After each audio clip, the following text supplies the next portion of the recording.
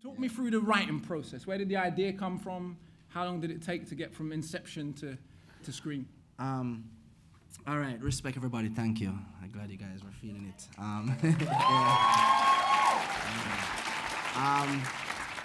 So I would say the idea probably started bubbling about 3 or so years before we shot it, or before, somewhere in there. It's in a 3-year, 4-year vibe. The thing, when you make a film, there's worlds you want to kind of tell and show, like the world of track and field and just Jamaica in a deeper sense and a more nuanced sense. But you also have to like create characters that have ultimately pieces of yourself. So the Akeem's character being away from his mom and trying to get back to her, I had lost my mom and I was, trying to process those emotions and think, what if I could get back to her if I did something? What if I could see her again? And then it led me to thinking about this situation across all over the world, but definitely in Jamaica and the Caribbean, this what them call a barrel picnic kind of situation where you're a child that has, one parent or both parents away working somewhere in the US, in Canada, the UK, working, sending back money to support the family. And that's seen, it's a blessing at the same time because you're having support. In a way, it's seen as a positive thing in a way, but then there's this whole separation of the family that is happening, And absolutely. So I really wanted to address that because it's so normal. It's so normalized, rather. Not very normal, but so normalized, right? So there was that. And then also just track and field. And I had been shooting a lot of commercial stuff with Puma, other folks, working with Usain Bolt. I had the opportunity to film him quite a bit and get some insight. About 3 years I work for that little 30 minutes. That 30 minutes that he's sitting there, that we got him to film, is about 3 years of just delivering. And that was his first day, that day with Bolt, because he was training for the Olympics, right? That we had to get him at 1.5 hours to shoot everything. And that was his first day shooting anything on a film, because this is his first film, right? So no pressure. No pressure. Your first day, your first scene, and it's you on board. So so it's been a few years, man. And then, but to be honest, I'd been developing it and then gotten to a certain point, and then when I connected with Rob, a few years into it, and me and him really worked together on bringing the final version of the script across the finish line, and Rob really energized the mission to get it done.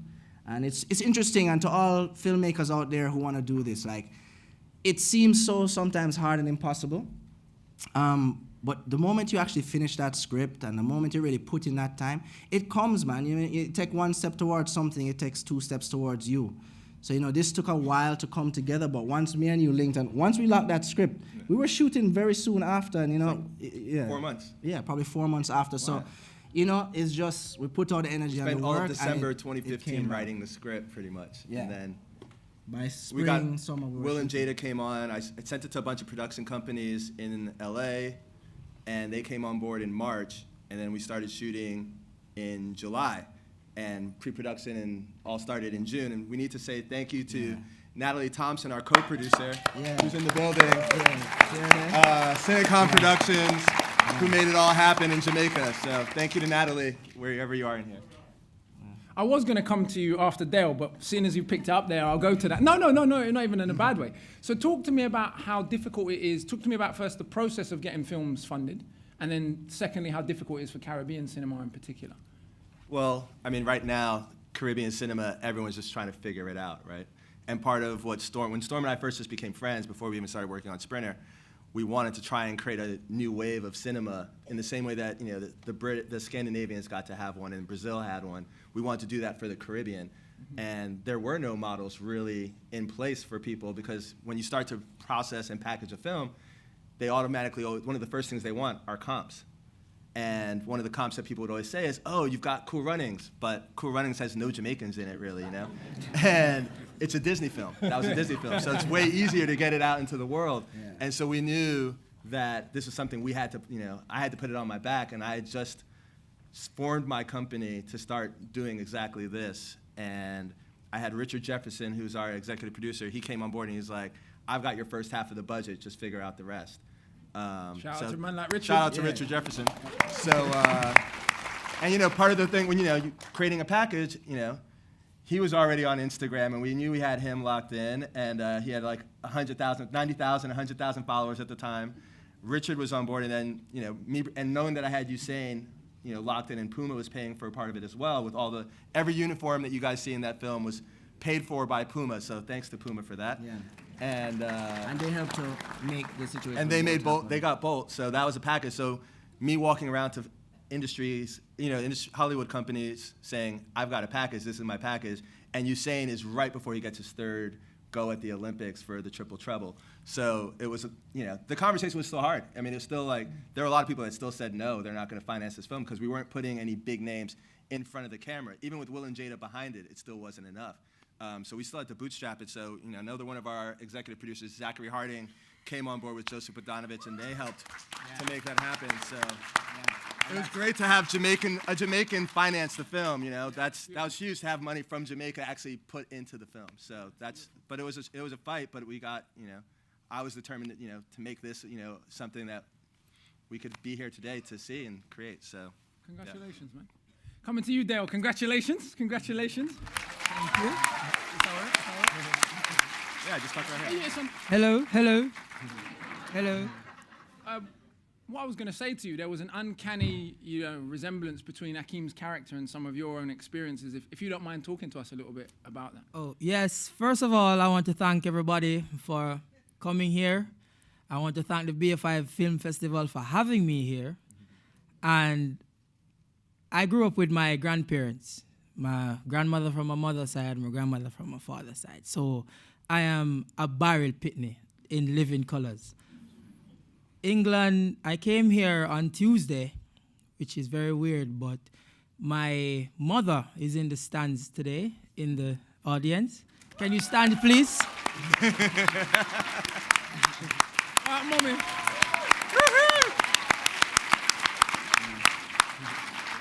Yes, Mom, can you remain standing, please?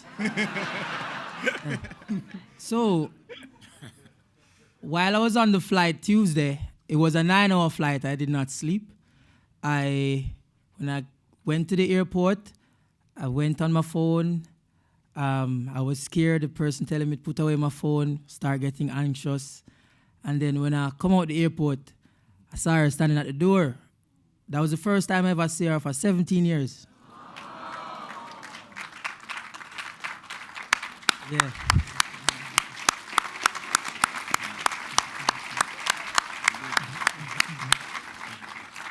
So to be honest, this film, I've watched it. This is my second time watching the film, but this one kind of hits closer to home. As you can see, she sat at the top and I sat down here because I didn't want to be beside her because I know that she probably have a little onion, so it probably come up. Yeah. So I don't sit down near her. My aunt is actually beside her. She's another mother figure in my family. My manager is here, Fern. She's also another mother figure in my family. And I have Aunt Natalie here.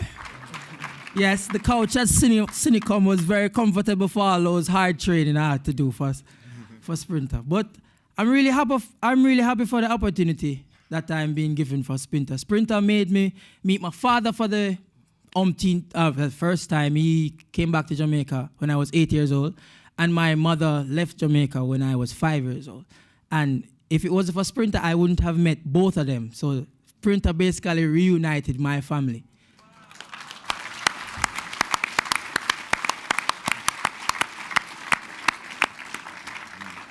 Yeah, so I'm super happy for this opportunity, and I hope I get more opportunities, to be honest. Really hope so too. Yeah, and what else? I don't know if it's. I mean, where I say? Did you draw on your own experiences for the role? How did it feel to star in your first film? Was it pressure? Anybody that knows me, Yeah. pressure.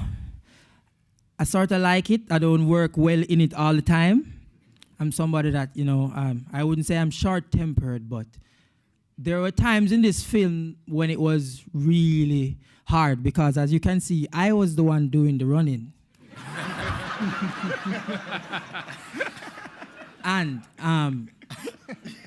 the first day, the spikes that I got, I told them the wrong size. So it was I ran in a size 8, and I was supposed to wear a 10. And we needed Bolt. We only had Bolt for 30 minutes, so I had to suck it up. Yes, and I did that with about three bottles of water. So yes, this film was very hard to shoot because imagine somebody, Storm tricked me once. The first day of regular filming, we were running at 200 meters, and Storm was like, yes, so we don't have enough time to do this, so we need one take. So I need you to blow this one out of the park. People, believe me, I have never run a 200 meters of fast in my life. My faint, my vomit. We have to break for like 30 minutes, and then he came and he said, you were running too fast for the camera, so.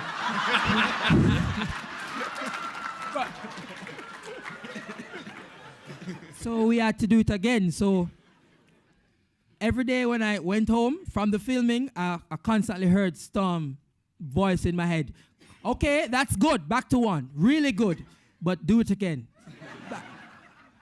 So this is probably the hardest thing I've ever done in my life. I put my heart and soul in this film, to be honest. You have any more? You used to sprint though, right? Yes, I went to the greatest institution in the world. I went to Kingston College. Yes. Yes, it was very hard for me to beat a Kingston College person in the video. As you saw, I spoke to Storm. I said, listen to me. If I am going to come first, please put a Kingston College person to come second. Yes, because they know. Yes, the motto is the brave may fall, but never heal. Fortis scatter, etc., non-protest. Anybody catch this on video, I need somebody to send me on my Instagram so I can post it. For our non-Jamaicans in the audience, a lot of you may not realize how big a deal school is in Jamaica, how much beef it is. I know in Britain we have a lot of stereotypes of Jamaican children because of some of this process. You know, Jamaicans leaving the Caribbean to try and better their families becomes here that you sort of stereotype of broken families and single-parent families as if people love their children less rather than they were traveling to try and better them. Similarly with education, just because you're saying that about Kingston College, a lot of the people who don't know Jamaica that well may not know what a big deal the rivalry between the schools is. It's crazy, yeah. Seeing that we're speaking about education, I finished my degree.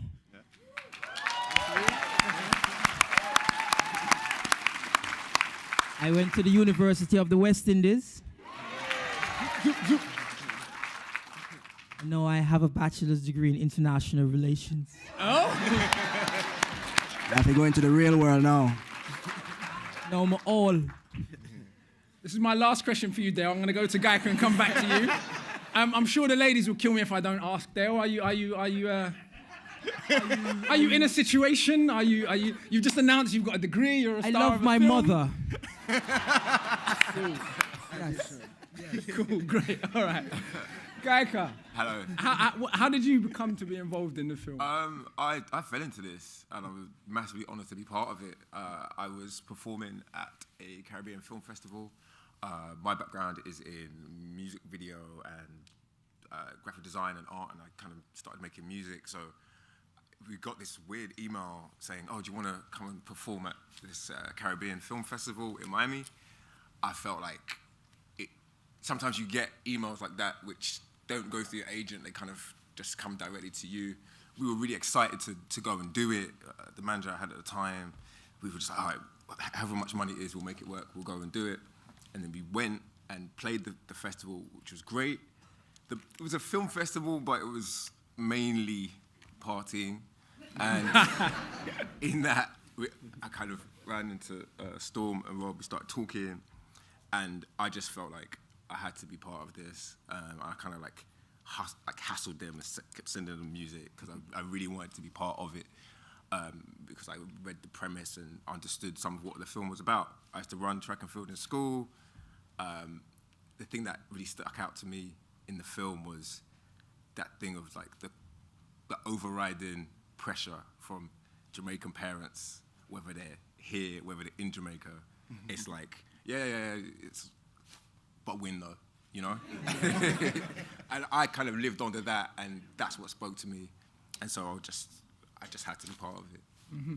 I want to touch on that a little bit with your family, because, you know, Gaika is a musician, but, you know, you got 3 illustrious brothers. Do you think a lot of that was due to that sort of, you know... Yeah, 100%. Like, pressure from the you know what I parents? mean? It was like carrot and stick, but not that much carrot. Do you know what I mean? Yeah, so my brother's a film director. I've got 2 brothers. One brother's a film director, the other one is a research scientist. And I guess we just always felt that pressure to better ourselves and to prove something, which is, I guess, really resonates with me. The part in the film where he just kind of zones everything out and runs his own race. You know, I was nearly in tears at that moment, because it's like, that's how we feel, you know, that's how it feels. So I just think this is an incredible movie, and I just think it's going to do really well. I hope so, I hope so. Before we open up to the audience, just, you know, Jamaica is a cultural powerhouse already in music, sort of unparalleled, and in athletics. What do you think it will take, open to everyone, but to you starting first, Rob, to make that transition in film? For Jamaica or just? Yeah, for Jamaica. Well, for the wider Caribbean, but, you know, sorry. Yeah, I think really what needs to happen, we need to have a couple of paradigm-shifting films, and we need to have people that are willing to disrupt the status quo, because when you, again, you know, I had Will and Jada willing to stump for me, and they said, any meeting you walk into, feel free to tell them that we're going to be promoting this film when the time comes. And I still had distributors that were like, well, we'll see, like, when the film comes out or whatever. And so if that's happening in North America, you can only imagine what happens in the greater marketplace. Mm-hmm. And so with, you know, my background, you know, prior to making this film, I worked in film distribution. And so I actually have contacts in every single country in the world. And so for me, it's like literally just stumping and going country to country and having people working with me to take the film and making sure that it gets to all the English language territories first, then the Spanish and the French, and just making sure that we're getting to all these places, and having people like Gaika and yourself who are willing to champion the cause and, you know, show that, you know, there's a place for these types of films, and that, you know, there's a need for the voice of Caribbean people that has not been exposed on film, outside of, you know, a handful of films that like 40 years old now, most. Yeah. Exactly. Like we have The Harder They Come. There's, you know, Shatas is one film, but for us, we really thought one of the things that Storm and I talked about was that we wanted to change the narrative, not only about Caribbean film, but just about black film, and just, you know, the narratives that we see. Yeah. You know, typically what we see is a mom that's at home staying with the kid while, you know, who knows where the father is, right? And so that's one of the things we kind of flip in this film, and we have the father that's the one really trying to hold it all together, because he actually loves his wife and he's being faithful to his wife, and, you know, she's abroad, right? And that we don't see that on film. And so we really want to change the narrative around just, you know, the diaspora's experience and what we look like on film. Mm-hmm. And so this is part of that process, and we're just going to keep knocking on that door. And I wanted to add to that. Please, if you're taking pictures and posting or talking about the film, please hashtag Sprinter the film, because whenever you do that and you put that up, it just helps to prove the numbers. And that's a lot of what we're doing is, we know the audience is there. We know they exist. We know that they're tapped in to everything. We know how much Caribbean culture is influencing and dead center in the middle of just popular culture across the world. I think some of the issues are not everyone is aware of, like, there's no turnkey situation necessarily for distribution that, you know, you're gonna hit all the right places. But we're trying to make that paradigm shifting moment with this film, right? And trying to create those pathways for the next set of films coming. You know what I mean? Because the audience is there, like, it's there. We just have to kind of prove it and show it. And I mean, we definitely want to be, we've always talked about wanting to be bridge builders. Yeah. In the sense that, you know, it's not really about us getting to the other side, it's really about creating a path that the people that come after us can have. Yeah. And so that's what we're really trying to do. Yeah, and just FYI, there's a number of amazingly talented directors and filmmakers across the region emerging right now. Mm-hmm. Like, this film was doing labs alongside other directors, developing features. Much of them have been made, and are starting to come out. So like it is a. Is there anything you want us to check out, or any names in particular? Yeah, definitely. You should check out Cargo by Kareem Mortimer. You should check out Play the Devil by Maria Govan. There's more films coming out of Trinidad. The film festival we met at was called the Third Horizon Film Festival. It's a great film festival. It's been in Miami for the last 3 years. And now they're It's touring, so important. if you follow Third Horizon online, you can find all the anything that's Caribbean related with music, art, and film. They basically are going to keep you tapped in to that that world and that universe. So. Cool. And what's next for all you guys? Before we're going to open up to them now. Well, I'll talk. We have a few things. Film will be out in Jamaica next month, and then U.S. in April. We have a U.S. distribution theatrical deal, so we do have somebody that's like come on board to release a film in the U.S., so we're excited about that. Filmrise, and then... well, we would love also to have that situation here. We feel like there's a lot more people here that want to see this film, are going to want to see this film after today, so we want to be back with that. We have new projects coming. There's a bunch of projects Rob and I are working on together. Separately, I am adapting Marlon James's John Crow's Devil, which is his first novel. Beautiful. So I'm working on that, and we're developing a few projects. Couple TV series. Stuff, yeah. That'll be coming out this year. So. Let yourself there. Well, now it's time for me to focus on myself. I was in school for a while, so my mother always wanted a degree. So now that I've done your part, now it's time for me to chase my dream. I didn't always want to be an actor, but I like it. We hadn't noticed. And now it's time for me to really make a decision. I'm 22 years old. I'm a man now, so I just need to do more movies. Good. By yourself, Guy Clown. We got new records to look forward to. Yeah, I'm putting out new music like next week, and later on in the year, touring around, just making more installation work, and hopefully doing. And more. you just had a film at Sundance. Yeah. It just casually. I had some music in a film at Sundance, and I feel like I want to do much more of this stuff. Yeah. Cool. Beautiful. I also want to say with Gaika, we had met at Third Horizon, but I had known about your work, and I think I'd read about it in a Guardian or something, and I remember seeing the artwork with the deconstructed sneaker, and I just thought that was mad. So actually, when I came to Third Horizon, I was like, yo, I know this brother, So it kind of, that is like, it's interesting because there was also an energy there, and it led to something great, you know what I mean? Beautiful. I mean, the thing that you want when you're casting in a film, I mean, from the producer side, and I'll let Storm do his side because I know he has a very different take, but you want somebody that, one, has talent, has a reach, has an audience, if it's possible, and has desire. And David had a desire. He read the script, and, I mean, he called me, he emailed me, he was like, I want this role. Wow. And, it's always tough because you want a film to be able to be released without getting destroyed on Black or Jamaican Twitter. Yes. And so, the accent was something we were very, very key on. And Storm had been public in the Jamaican press about, wanting to only use Jamaican actors or just, being authentic to the creative process. And when we were looking at David, I said, hey, he wants it. We might have to do some work in post, but, he wants it, and he's got the chops. And, a lot of people don't know he went to Yale, School of Drama. So he's a real, he's a comedian to most people, but he actually started out in, drama. And if you look at his IMDb list, there's a lot of dramas on there. So. Wow. Yeah, man. As Rob said, I try not to make too much major statements about how I want to do a thing, but I definitely want to keep language as genuine as possible, and it was probably one of my biggest concerns. And I definitely did take after take. I definitely had him in sound, in post. I did not. Thankfully, he took it, and he was into it, and he was just as determined to deliver his best as possible. So we did it. We spent a lot of time trying to get every it right. night, we had took the line, the script, and I wrote it out phonetically. I was like, this is how you pronounce it.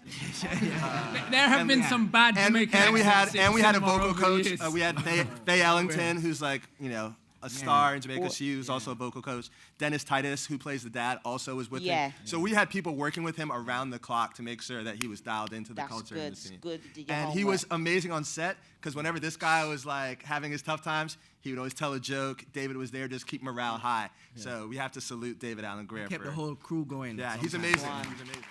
I grew up in a family that was really Rasta, kind of hippies, kind of different, pioneering. I mean, just to be real, in the 70s. And so Rasta was always kind of my kind of understanding. And for me, as a filmmaker, it's my second feature, and even in my first feature, there's relevance. Like the role that Rasta play as a place of consciousness and enlightenment, and how much youths I know that could have gone a certain way, but Rasta make them hold a certain strength and positivity and find a way through. That from a storytelling perspective, I always feel like, not always, but in this instance, like that's your characters going on their journey, and they need to go to this place to kind of renew and get a groundation. And in many ways, you can see that if you pay attention, the father has his locks in the beginning. When you come back 10 years later, them gone, right? The son makes and the comment about that. Right, he makes a comment about it. And then you can see, even when him fall down, is Rasta kind of helping to bring him back up. You understand? And the son seeing you understand? So I know what you're saying, but that is kind of what it means to me, and kind of why it works its way into my work. And also it's something that's uniquely Jamaican. Not that it hasn't spread beyond Jamaica, but it's something that's kind of uniquely... It is. I always want those scenes to be longer, trust me. I know me alone. In the first cut, it was much longer. It was long. You've got to move the narrative along. But I mean, I suppose we'll come back to that next question there, but I suppose this brings up the challenge of representation. Every time there's a black film, it's almost like you bear the burden, or a film with black people in it, you bear the burden of correcting every wrong on cinema, or every nuance, or every historical detail, rather than just being able to be a piece of art. If the badness was a little bit more played up, people would have said, it's playing into the stereotype. And I feel like you really got the balance really, really strong now. It's amazing. One of the things I loved the most about the film was Jermaine's character, and the fact that, what he's saying is right. The advice that he gives to his brother, and how he turns his life around out of, he doesn't die, he doesn't get shot, he goes to prison, he learns his lesson, and which happens every day too. Happens every day, but that's never what's reported. So I just thought that was such a positive thing about the film, and it was shining a light on the kind of economics of athletics. This is something that people don't know. And it just lays it out in the film. I just thought it was incredible. Yeah, and you know what, to follow on that, what I want to say is, you find in a lot of films about people of color, the stakes have to be super high. If it's not life and death, if it's not, I have to win this race, or my family is gonna die, or I have to, it's like, some people, they're so used to thinking those are the stakes that people of color are living with all the time. Sure. Life or death every day. So you see a film where it's like, the kid just wants to make the team. It's like, is it that, okay, But the reality is, we're just showing a family, a modern family, dealing with normal things. They want to make the team. They want to do good. They get a little popular, go to him head, him start going on with foolishness. You know what I mean? Like, the simple thing, strangely enough, is what's slightly more radical. No, I you understand what I'm saying? And also what we wanted to do is, people don't turn their backs on each other. The father dropped down, there might be a fallout, but when they need each other, they come back. You understand? They're not going to leave the son in jail. So he might disagree with, how the son was making his money, and he has that little resistance, but he's like, you know what? And my son that. Go and get him out. And you see everyone kind of turning back in, and that is, I think, just as relevant, just as real, and what we, I think is important. Absolutely. I will come to you, I promise. I just want to add one point to what Storm just said. When I was last in Jamaica, I shot a short documentary with Marlon James, and he said something really interesting about being a middle-class Jamaican. He said, no one's interested in us. We're the boring class. We're not, we're not the plantocracy elite, and no one's shooting us. So no one really cares about what's going on. And I think, for me, when I go back every year, I always try to say to even the youth them that I work with here, like, you don't understand, life for middle-class Jamaicans is like life for middle-class people everywhere. So a lot of the stories that have been told about Jamaica are only focusing on sort of the bottom 5-10% of the society, and that's problematic in its own way. I basically have just been reading projects for them. I was originally working with them on a docu-reality series that has now basically become their Instagram accounts, but they were trying to figure out what that would be and how to basically have the whole family kind of just like, how would that conversation happen as far as just like sharing their stories. And so they had a proof of concept video for Will's oldest son, Trey, and I was giving notes on that. And then occasionally they'd ask me for distribution help on other films and other projects. And then it was about March, and I finished one of the projects for them, sent it over, and one of the producers, Jamal Watson, just said, hey, what are you working on? I was like, well, you know, my friend Storm and I, we just finished up this project, and we're just shopping it right now. And I sent it to them, and he called the very next day, and the hardest thing in Hollywood is to get people to read scripts. And so she read it and called the next day and was basically like, I want to do this. Like, we got to figure out a way to make this film. And so that's literally how it happened. That never happens. Like, so it was just timing and, you know, luck that I just had been like plugging away and, you know, working for free for them for a while. and they just turned around and then they came and said, hey, what are you doing? So, yeah.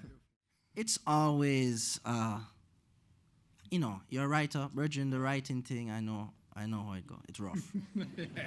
To me, it's become like almost, in a way, almost the hardest part because it's so important. It's all consuming, and it's all work that you're putting in up front to try to make it happen. I have to say that, you know, for me, I just kind of have a get it done attitude. You know what I mean? I'm gonna make it happen, even when it does get rough, as you know, Rob can tell you, and I do have distractions and so on. But I think coming out of even my first film, Better Mus Come, it's like I just felt like people are like, yes, it's great, but I'm like, yo, there's so much to be told, there's so much to make happen. And I was just on it, and I got very lucky, you know what I mean? And I think when you are dedicated to something and you are putting in the work, you kind of create that energy shift where opportunities come. Because I had come up with this story before I started to get all this work filming athletes. You know, it's not like I was filming athletes and like, damn, I need to make a movie about these athletes. It's like, no, I want to make this. And then the opportunity with Puma came up, and the next thing you know, I'm filming Bolt, training, doing all this stuff. I'm filming all these high school kids. I'm going to Cuba to film the national track team there. And it just kind of like, and then that started the alignment of like, I know I'm going to get him into the film somehow. I just have to figure it out. So those feelings are normal. Just keep pushing through. Just keep pushing through. And also, you know, the world needs content. I mean, just to where it is at right now, there's so much, you know, it's not even like 5-10 years ago, like people need to be creating new stuff. There's money for it. Yeah, you just push through. Just get there. Don't worry. You just have to get there. Every writer has felt like how you feel sometimes. Yeah, you know? and don't be afraid to ask for help. I mean, yes, because Storm and I were actually friends way before he asked me to like help him produce this project. That's like, true. Yeah. And I was like, all right, let's do it. Let's go. Yeah. I mean, it was a challenge, and editing is really where the film is made. I mean, you can make different films, you know, depending on how you approach it. And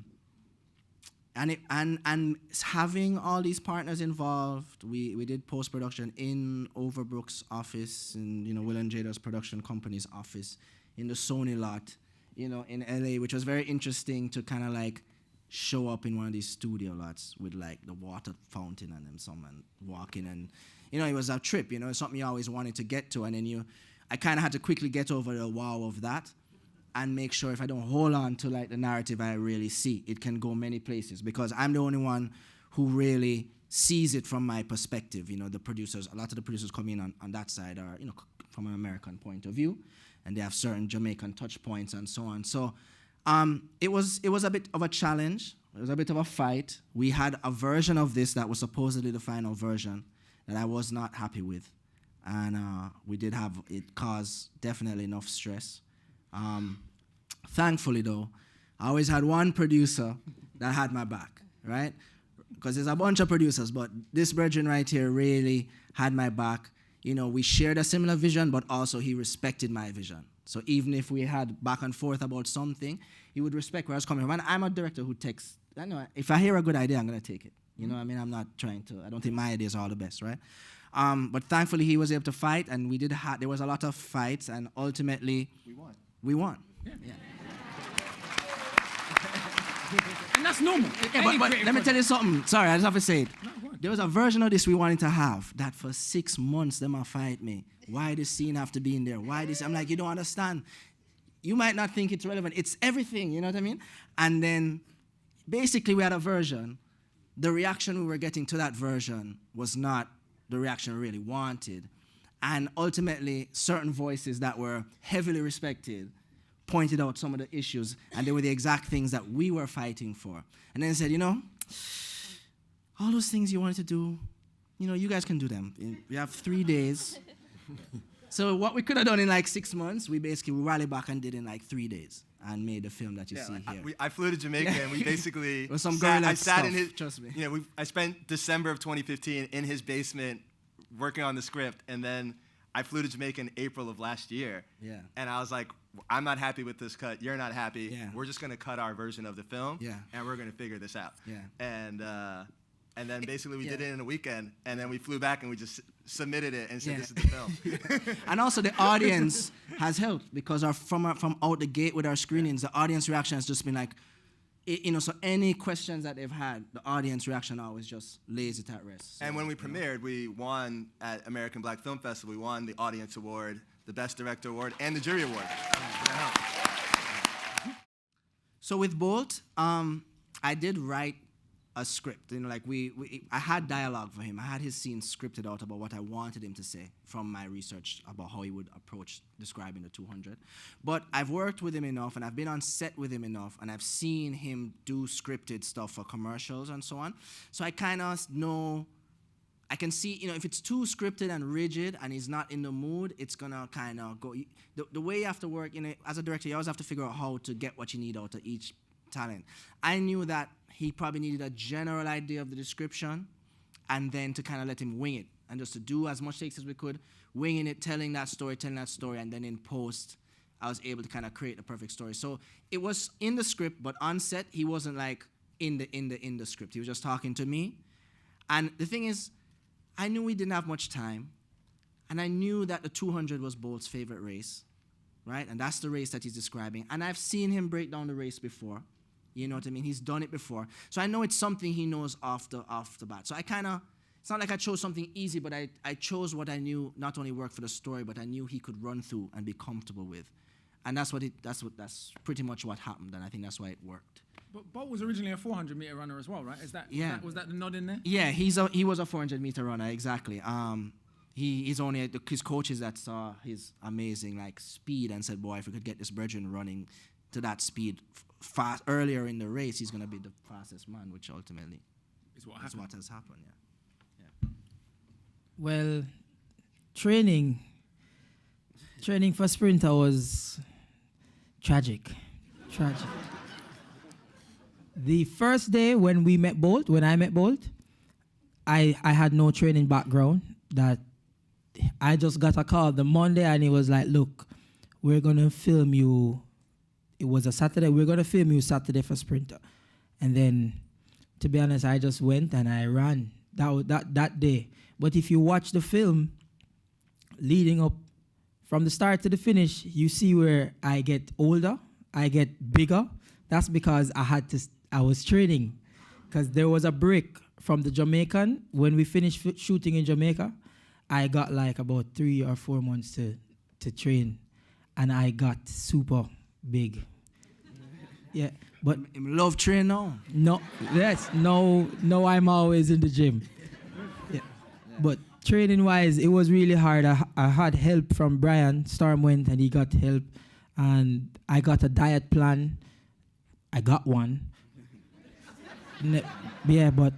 And Miss Natalie, that her office, Unicom, that was my resting place before training and after training. So sometimes Rob would come and see me sleeping on the couch.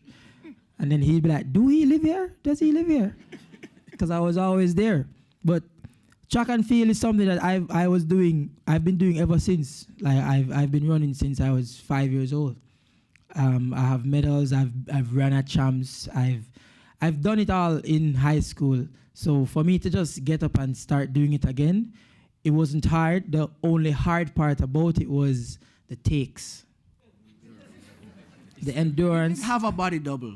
But, it's hard to film races. You have to shoot a lot. Yes. So I did a lot of running. Yeah. He's still sore now, isn't it? And the acting, I'm an Instagram comedian, I make videos on Instagram. I do skits. So that's where Storm actually met me. He said he saw one of my videos. I had a photo of me running. So that's when he called me and he talked to me about the film. So it was my first time acting. I got help from Leonie Forbes. That's the famous Jamaican actor. And Storm had me there like every day at a certain time, like about 5 o'clock. Storm would come and run through the lines. And he would say to me, read the lines when you go home. So when we were actually filming it, I just knew what to say. And if I said something and he didn't like how I say it, him come from one side and he's like, look, you tried it your way? No, do it my way. And it worked.